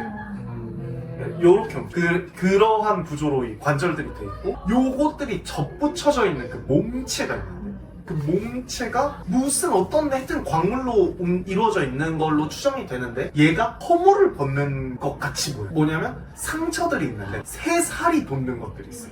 그래서 해광석인 부분들이 있어요. 약간 에메랄드 빛이야. 막 뻐덕뻐덕한 게가 있고 그냥 이렇게 스크래치 나 있는 돌 같은 부분. 그러니까 제가 느낀 거는 좀 그냥 우리가 흔히 아는 그 광석, 원석을 모티브로 디자인했다라는 생각은 좀 했어요. 근데 얘가 되게 재밌는 게 입도, 코도 없고 눈도 없고 우리가 뭔가 그걸 느끼고 의사소통하는 얼굴의 구조가 있어야 되는데 얼굴의 구조가 전혀 그래서 그냥 언뜻 봤을 때 벌레처럼 느껴지거든요. 그리고 사이즈도 되게 작아서 근데 얘를 모델링을 할 때 이거 뭘 생각하면서 모델링 했을까 가 너무 궁금했어요. 왜냐면 제가 생각한 거랑 너무 달라서 제가 머릿속으로 상상한 어떤 이미지보다 관절이 너무 적었고 근데 저는 어떠한 그래도 생명체를 기준으로 상상을 한 게 그 소설 속 묘사는 정확하게 거미와 닮았다 좀 거미 같다 이런 게 있어서 그렇게 상상을 했는데 나왔더니 거미가 진짜 돌이 있는 거야. 그러니까 아까도 애완돌 얘기를 하셨잖아요. 생명체인데 그러니까 이게 무슨 의도가 있었을까 그리고 이 모델링을 통해서 표현하고 전달하고자 하는 게 뭐였을까 이런 생각을 진짜 많이 해요. 저는 그 생각 많이 했어요. 저거 뭐야? 저 개다. 개. 어. 개인데 다리 한 짝이 없는 거지. 거의 그러니까 근데 로켓 다리 5개 아니에요? 저도 5개로 알고 손이에요 2개. 그럼 3개, 2개? 걔네로 그거 잡아요. 그 너트 같은 거 잡아요. 그러니까 5개 맞죠? 5개 느낌. 책에도 5개. 맞아, 5개야. 5개인데? 아 5개야? 그러면 맞아. 손이 2개고 발이 3개. 맞아. 그래서 저거 개인데 그 다리 한 짝을 뗀 거. 좀 무빙이 비슷해. 근데 저도 그렇게 생각해요. 소라게 같아요. 그 개 중에 그 갯벌 가면은 저 게. 게?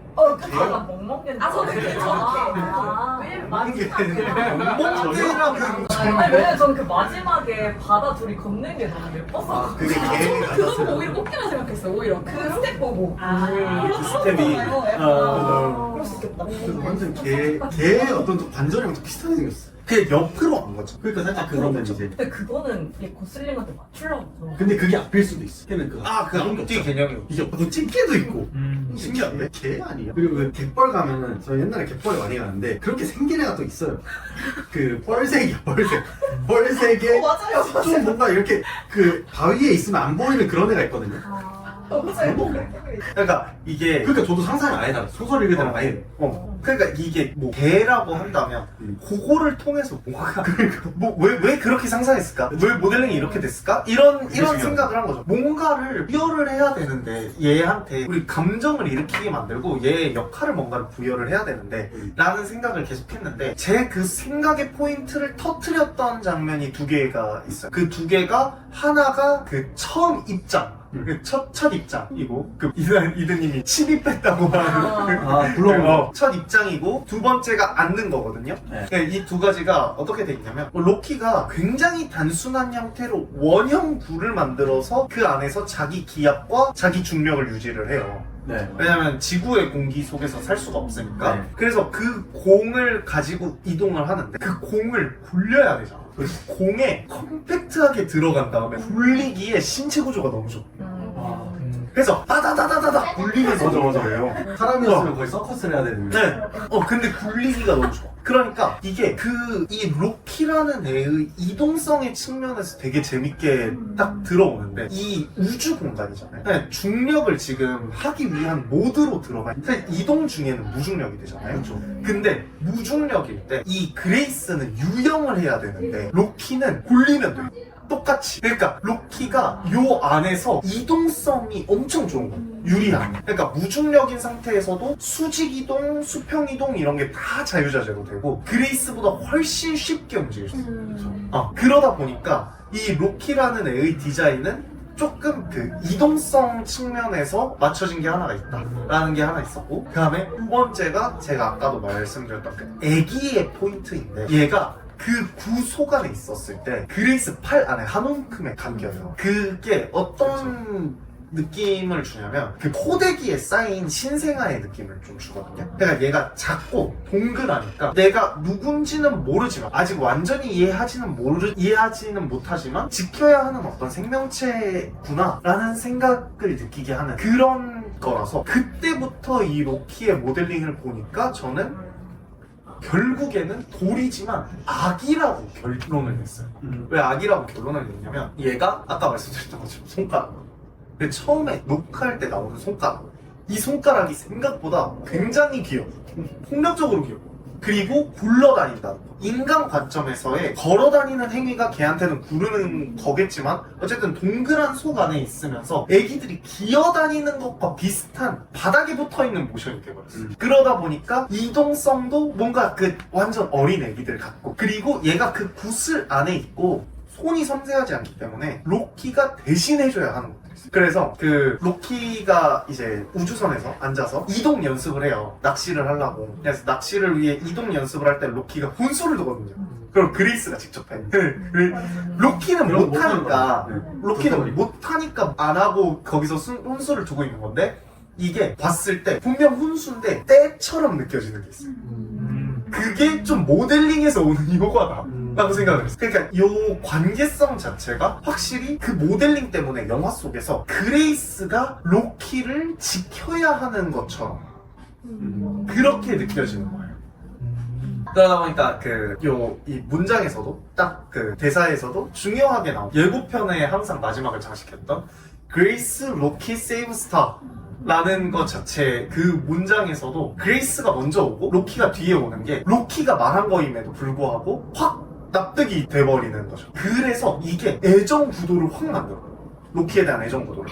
그게 되게 뭔가 연약하고 엉성한 모습이 있어야 사람들은 애정을 느끼거든요. 근데 약점이 있고 그 약점이 있는 부분에서 뭔가 쓰러지기도 하고 튀기기도 하고 하는 부분이 있어야 애정을 느끼는데, 로키한테는 그러한 약점을 찾아보기가 힘들어요. 왜냐면 로키의 약점은 과학에 대한 부분들이거든요. 근데 그거를 여러분들 앉혀놓고 거기서 상영관에서 아이맥스로 상대성 이론이 어쩌고저쩌고 하고 설명하고 있으면 지루하잖아요. 그러니까 로키의 약점을 어떻게 만들지 라고 했을 때 굉장히 그걸 직관적으로, 로키는 영화 전체 전반에 있어서 약점이 없어요. 특별하게 틀리는 순간 그치만 되게 연약하고 보호해줘야 하는 존재처럼 느껴져요.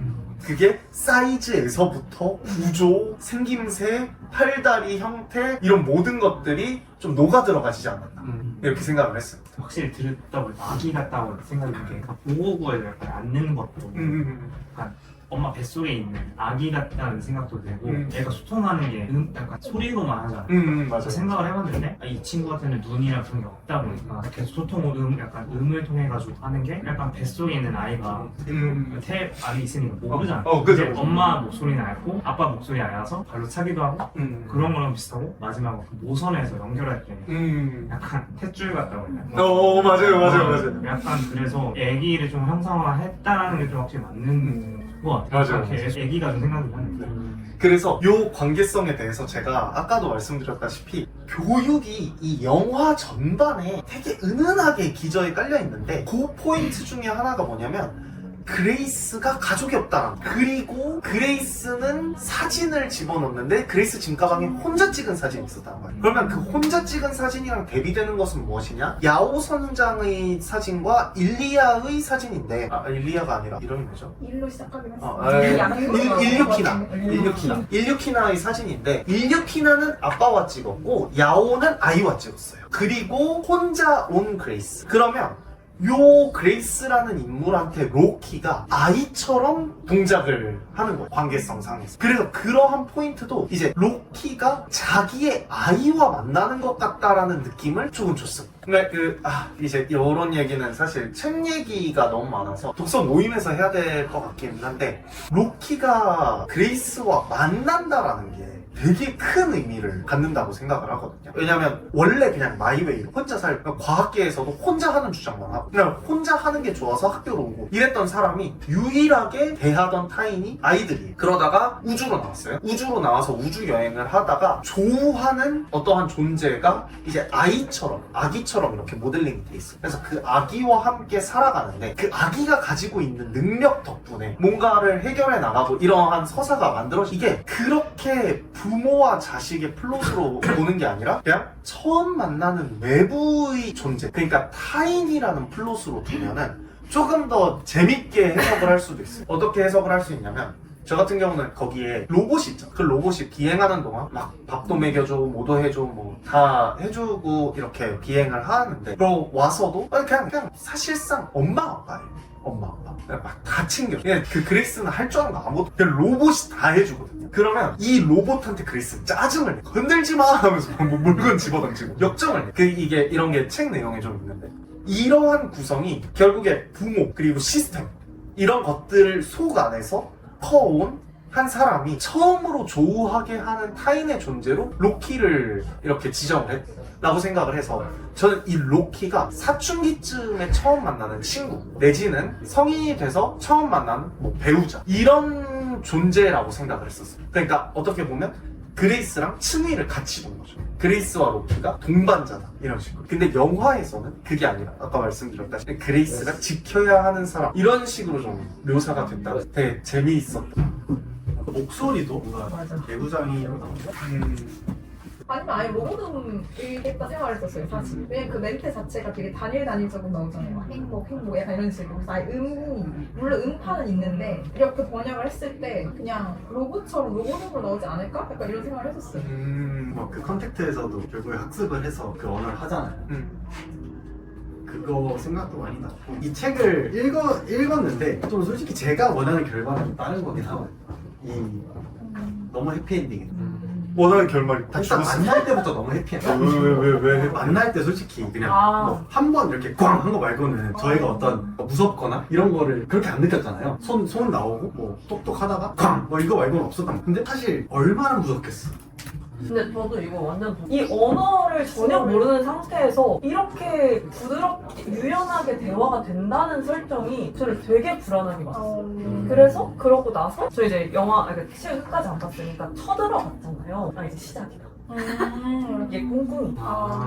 그럴 수 있지 않을까? 그러니까 여기서 뭐만 잘못하면 그리고 이 로키라는 종의 그 습성을 모르니까 어떻게 얘를 이렇게 긁는지 모르잖아. 그런 그렇죠. 것들이 안 나오는 게 언제 얘가 위험하게 돌변할지 모른다라는 불안감이 저랑 근데 시선이 완전 달라요. 저는 봤을 때 그 외계 생명체가 이질적이라고 생각할 테니까 그걸 많이 줄여주려고 좀 친화적인 존재로 뭔가 표현을 할 것 같긴 했었거든요. 그러니까 뭔가 불안하다 하셨잖아요. 저는 오히려 이걸 어떻게 풀어나갈까? 그럼 이들이 결국에 소통을 어떻게 할까가 저는 초점으로 놓고 봤었어서. 그러니까 그런 게 좀 불안한 게 이게 평행으로 해서 그냥 여러 프로젝트 헬메리의 시나리오가 나오는 것도 재밌겠다. 이게 그러니까 너무 착한 외계인을 만난 거죠. 그러니까 너무 착하고 순수했던 거고 갑자기 딱 뭐 이렇게 캔 던졌는데 진짜 뭐 폭발을 해. 붐! 뭐 그럴 수도 있잖아. 그러니까 처음에. 그리고 그걸 연결했는데 막 그 유리창을 갑자기 팍 해서 그냥 죽어. 한 명. 팍! 으악! 하고 죽어. 근데 막 한 두 명 남아있어. 저 악마를 우리가 어떻게 해야 돼?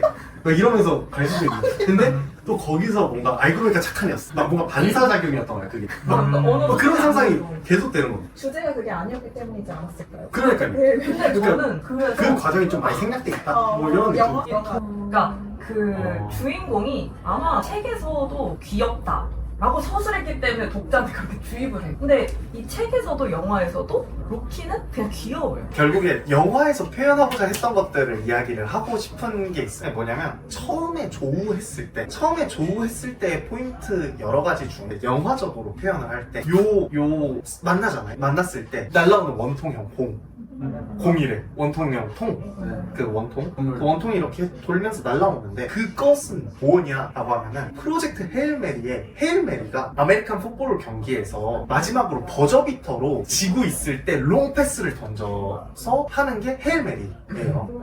그래서 영화 속에서도 나오죠. 롱샷 인 아메리칸 풋볼에서 그 산드라가 말하니까 그래서 헤일메리군요 하면서 나오잖아요. 그 아메리칸 풋볼을 은유한 쿼터백인 로키가 던진 원통이 돌아서 날라와서 그레이스가 점프해서 딱 잡고 그레이스가 잡은 이 포즈가 딱 나오거든요. 이 포즈가 전형적으로 이 아메리칸 풋볼에서 라이너들이 볼 잡을 때 하는 자세, 전형적인 정석 교과서 자세. 그걸로 딱 잡고 가져오면 완전히 럭비공처럼 생겼죠. 그러니까 그 원통은 사실 뭐야 저거를 뭐 어떻게 알고 저거를 왜 열어봐 라고 하지만 그거는 영화적인 이 럭비 은유를 담기 위해서 책 속에서는 일단은 여러 가지 과학적인 작업들, 기압을 맞춰야 되지, 중력을 맞춰야 되지, 엄청난 작업들이 있기 때문에 그 작업들을 하면서 서로 공기가 어떻게 다른지, 공기 구성이 어떻게 다른지 이런 것들을 다 확인한 다음 그런 물건이 하나씩 오가기 시작해요. 그 과정이 엄청 긴 거를 럭비로 은유해서 풀었다. 그래서 요렇게 간단하게 설명을 드리고, 그러면서 어쨌든 교감을 하잖아요. 근데 이 교감을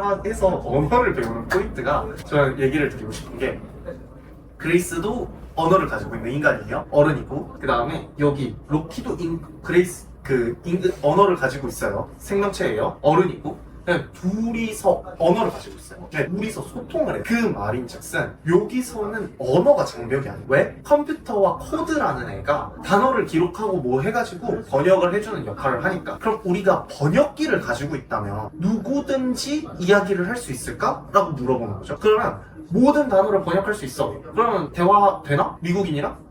대화 안 되거든요. 왜 대화가 안 되냐면 영어를 내가 아무리 잘해도 걔네의 문화적 배경을 모르고 우리의 문화적 배경을 모르니까, 야 그거 뭐 개꿀이지 했는데, 뭐 걔는 that's dog and honey 그러면 이제 뭔 말이야? 이렇게 될 거 아니에요. 그러니까 이게 소통이 안 돼요, 문화적 차이 때문에. 그러면 우리가 같은 언어를 쓰고 있고 같은 모국어를 공유하고 있는 사이에서는 소통이 되나? 라고 하면 안 되거든요. 왜냐면 문화적 차이라는 거는 거대하게도 존재하지만 개인 사이에서도 존재해요. 여기서 로키와 그레이스의 만남에서 중요한 거는 얘네 둘이 외계어를 쓰고 영어를 쓰는데 둘이가 어떻게 언어를 합의했느냐가 아니에요. 왜냐면 언어를 합의해가는 과정은 기술적으로 이런 식으로 처리한다라는 배경이 나왔기 때문에 그 합의해갈 수 있어. 중요한 건 그 합의가 어떻게 이루어졌냐라는 건데, 둘이 가지고 있는 체계와 문화가 아예 다르고, 체계와 문화가 아예 다르고, 생존 방식 자체가 다른데, 그 둘이 정확하게 둘 사이에 합의할 수 있는 단어들을 끼워 맞춰가는 방식. 그 방식을 뭐를 활용하냐? 수학과 물리를 활용을 해요. 수학과 물리를 중심에 두고 둘이 언어 교환을 하는 거예요. 왜? 수학과 물리는 절대 보편적이야. 그러면 인간한테도 질문을 하는 거죠. 제가 완전히 타인인 민주님을 처음으로, 민주님의 삶에는 민주님의 언어들이 있고 민주님의 방식들이 있어요. 제 삶에는 제 언어들이 있고 제 방식들이 있어요. 저는 막 친해지고 싶어서 무슨 말을 했어. 그냥 민주님이 상처를 받았어. 그러면 저는 제 의도가 아무리 선했더라도 소통에 실패한 거거든요. 우리가 소통을 하려는 시도는 어떠한 방식으로 하냐면, 보편적인 가치 무언가 하나를 두고 그 가치를 중심으로 언어를 서로 교환을 할 때, 이 언어를 교환을 할 때, 그 보편적인 가치 사이에서 언어를 교환을 하다 보면은 결국에 두 사람이 너는 이걸 이렇게 생각하는구나, 나는 이렇게 생각하는데 서로 다르게 생각하는 것들을 이해할 수 있고 그것을 맞춰가는 거거든요. 너의 단어 이것은 나의 단어 이것과 같아 라는 거죠. 그러한 되게 복잡한, 우리가 일반 사람들끼리 하기도 어려운 작업을 하는데, 그 사이에 보편적인 걸로 수학과 물리 대신에 여기서는 사랑을 껴. 사랑. 너는 지구에 놓고 온 사람이 있어. 너네 지구에 짝이 있어? 단어가 필요해. 단어를 맞춰서 이야기를 해. 왜? 너네 행성에서도 사랑을 하고 우리 행성에서도 사랑이라는 걸 하니까 사랑을 중심으로 서로 단어를 교환을 한다는 거죠. 영화 속에서. 그러니까 그 종족까지도 넘나드는, 외계로 넘나드는 보편적 가치로 사랑이라는 것을 세우기 위해 보여주는 되게 짧은 장면인 거예요. 어떻게 보면 언어 교환이라는 거가 굳이 나올 필요가 없어요. 그리고 수학과 물리적인 개념이 너무 많이 나오는 장면이라서 이게 영화에 나오기도 사실 힘든 장면이었는데, 그거를 사랑에 대한 대화를 중심으로 언어를 세워가는 과정을 표현을 한 거예요. 진짜 그 장면도 되게 그래서 기억이 나는 것 같아요. 그 오투 처음에 발견할 때, 오투부터는 딱 둘이 뭔가 딱 통한 느낌. 그리고 이제 헬멧도 처음으로 벗고 뭔가 그런 거에 훨씬 더 가벼워진 그런 느낌. 좀 신기했어요. 그 이제 보편적인 법칙이라는 게 진짜 행성이 아니라 아예 은하가 달라져도 된다는 게 참 신기했던. 막 그 안에서 과학적 개념이라는 게 그렇게 다채롭게 여러 가지가 나오진 않거든요. 그리고 어려우니까, 지루하니까. 그런데 되게 생각해야 되는 포인트 중 하나. 처음에 첫 장면에서 마그마가 날아가잖아요. 마그마가 날아가서 마그마빈을 잡고 물어보는 첫 번째 질문. 빛의 속도는? 이거는 우주 전체의 보편적인 거. 우주 어디를 가도 빛의 속도는 변하지 않는다. 이거는 우주 전체에서 보편적인. 그런데 요거를 활용하면은 교환할 수 있는 지식이 진짜 많아. 근데 로키를 처음 만났을 때는 무엇으로 처음 둘이 교환을 하냐? 네, 숫자. 그 숫자 중에 시간이. 서로의 시계를 들고 와서 처음으로 둘이 교환을 해요. 왜? 로키는 아까 말했다시피 빛을 못 보잖아요. 소리를 보죠. 그러니까 로키한테 빛이 없어.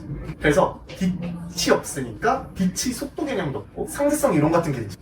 그렇기 때문에 로키의 세상에서 절대적인 건 시간이에요. 그리고 로키는 아직 우리가 과거라고 생각하는 뉴턴 역학의 시대에 살고 있는 사람. 그렇기 때문에 시간을 중심으로 서로 교환을. 그러면 시간의 기준이 서로 교환이 되면 숫자가 교환이 되죠. 그리고 숫자 체계가 교환이 되면은 숫자의 진법이 교환이 돼요. 숫자의 진법이 교환이 되고 나면은 그 다음부터는 수학과 물리학의 모든 것을 교환을 할 수 있어요. 그러면 그 과정에서 다른 언어적인 단어들도 다 교환을 할 수가 있어요. 그걸 책에서는 몇 날 며칠에 걸쳐서 계속 얘기하고 이만큼을 계속 그것만 이게 차이인 것 같아요, 확실히. 진짜 두께가 두꺼운데 거기 안에 엄청난 얘기를 많이 했는데 이거를 한 2시간 반 안에 넣어야 되니까 최대한 생략을 하고 중요하게 생각한 주제와 가치를 영화에 내고 있기 맞아요. 때문에 그동안에 그 서사들이 최대한 많이 압축된 것 같은데 책을 보면 어마어마해요, 진짜. 그래서 저는 영화가 되게 좋다고 생각해요. 그냥 저도 어차피 수학과 물리는 못 넣거든요. 맞아요. 그 자리에 사랑을 넣어버린다는 게 너무 좋다고 생각했어요.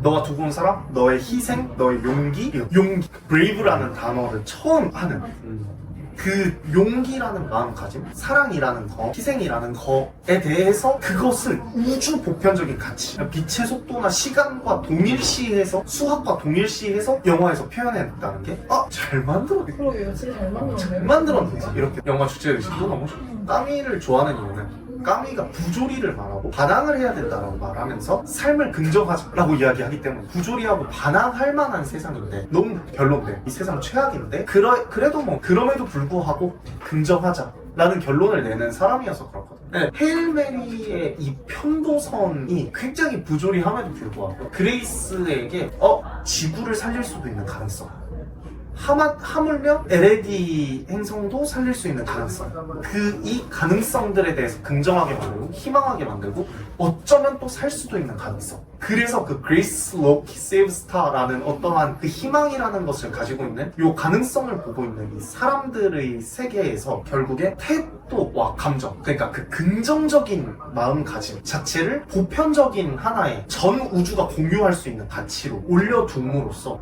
영화를 보는 사람들로 하여금 좀 우주에 있는 내가 모르는 사람도 나처럼 용기를 가지고 살아가고 희생을 하고 자기가 사랑하는 사람을 위해서 자기의 목숨을 바쳐가면서 멀리까지 나가고 이러한 선택을 하고 행위를 할 수 있다 라는 것을 생각하게 한다라는 게 되게 좋습니다. 되게 좋아. 그래서 제가 그 리뷰 쓸 때 한 줄평 과학이 신인 시대의 성경, 요거는 다시 좀 과학에서 과학만이 신이 아니다 라고 이야기하는 것 같아서 좋았어요. 우리의 절대적인 가치, 모두가 인정할 보편적 가치가 과학만이 아니다. 그런 생각 많이 들더라고요. 그 아까 메이스님이 말한 거, 그러니까 제 머릿속에 있는 거를 정리해 주는 게 딱 그 부분이었어요.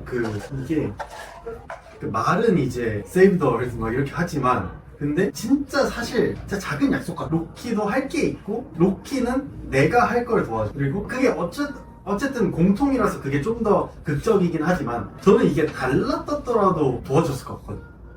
그러니까 결국엔 타움에바라는 거를 결국에는 공통적으로 원했지만 예를 들어서 다른 어떤 알파라는 그거를 로키가 구해야 돼. 그러면 걔네 별이 살고 우리는 그 타움에바를 구하면 우리 별이 살고 그러면 그 과정에서 로키를 안 도와줬을까? 또 도와줬을 거야. 그러니까 이 삶이란 게 어떻게 보면 진짜 나 혼자서 어떤 목표를 가지고 큰 목표를 가는 것도 있지만 주변에서 이루어지는 나의 관계를 가진 소중한 사람들이 보는 세상도 나도 약속을 지켜가면서 그것도 엄청난 동력이 되는 거야.